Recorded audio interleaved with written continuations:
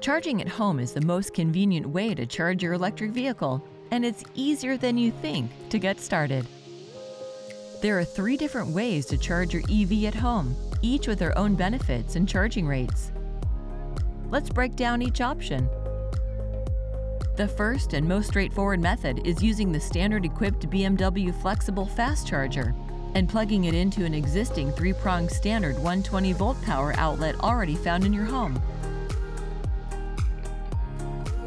While this method is very convenient, it's only good for topping off the battery, as it charges at the slowest rate of about 1 kilowatt or 3 to 4 miles per hour of charging. Charging with this voltage is called level 1 charging. With its interchangeable adapters, the BMW Flexible Fast Charger can also be plugged into a 240-volt outlet, which may be similar to what your household dryer is plugged into. Charging at 240 volts is normally known as level 2 charging and is what you'll likely need for your regular charging needs. It's up to 7 times faster than level 1 at 9.6 kilowatts, ensuring that your vehicle will be fully charged overnight.